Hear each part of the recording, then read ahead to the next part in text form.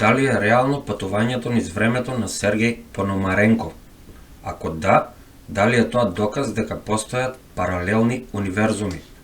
На 26 април 2006 година на улиците на Киев во Украина се појави изненадно дезориентиран маж. Беше облечен елегантно, но прилично старомоден за тоа време. По некое време исплашен, лутајќи наоколу, полицијата го приметила и станале љубопитни за мажот, особено за неговиот изглед. Кога полицајците дошле да му помогнат на Сергеј, тој ја побарал улицата која престанала да постои пред многу години.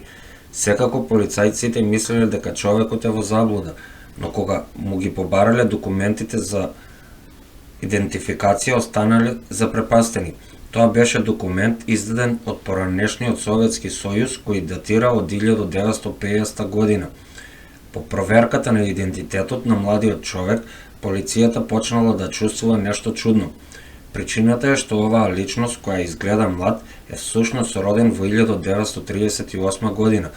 Всушност, картичката изгледа како национална лична карта на распаднатиот Советски сојуз, чиј дел е и Украина. Човекот се викал Сергеј Пономаренко, а неговата идентификација била стара повеќе од половина век. Сепак документите што ги прикажал човекот биле вистинити. Полицајците решиле да го однесат Сергеј во психијатриска болница, бидејќи изгледал прилично збунет.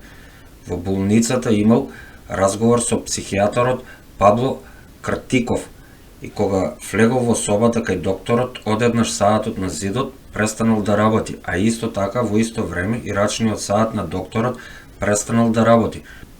Но кога Сергеј испаднал од собата после 32 минути, саатите почнале да работат нормално, со 32 минути закаснување, а исто така толку време, 32 минути, Сергеј бил во собата кај докторот и разговорот траел 32 минути, кој во тие минути Сергеј го уверил докторот дека не знае каде се наоѓа.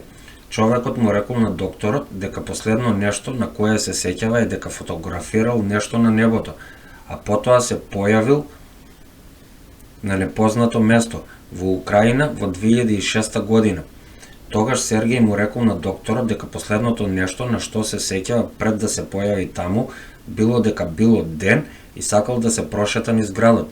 Сергеј кажува: ја зедов камерата, но кога излегов од мојата куќа видов чуден предмет кој имаше форма на ѕвонче и беше многу чуден и леташе на чуден начин. Тешко е да се објасни она што го гледав. Подобро е да ви ги открием фотографиите од мојот фотоапарат и тогаш можеби ќе го најдеме одговорот, му рекол Сергеј Пономаренко на психијатарот Пабло Кутриков. Тој кажа што навистина се случило. Пономаренко го докажа тоа што го покажа со снимките од неговиот апарат.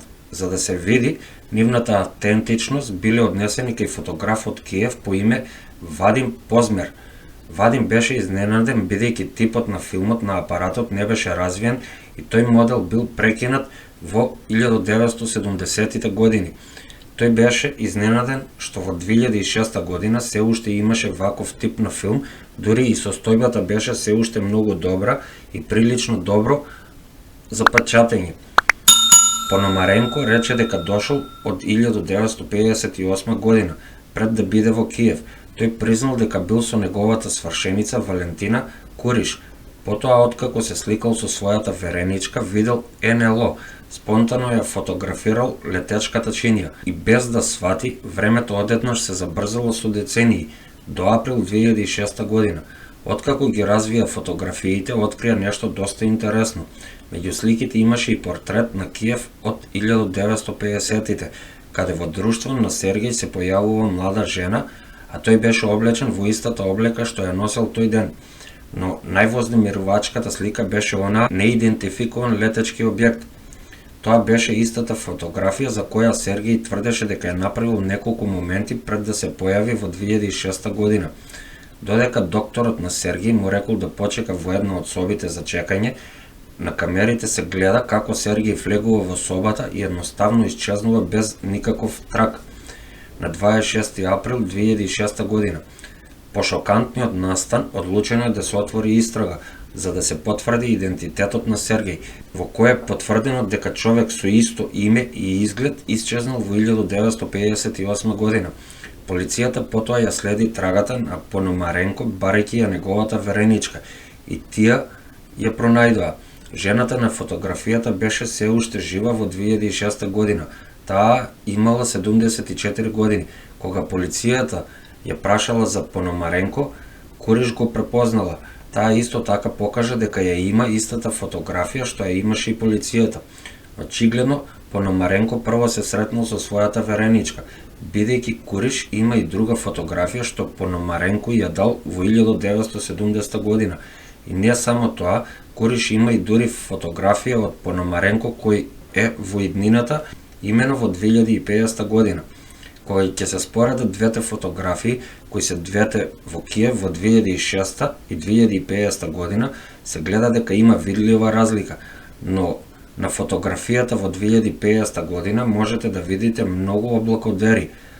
По понатамошната истрага се покажа дека во архивата на Украина е чувано досието со интервју на Пономаренко со една од украинските и тајванските ТВ станици во 1970-тите. Помалку или повеќе носи вести од иднината. Тој ја објасни во 1970 година дека во иднината речиси сите ќе имаат мобилен телефон.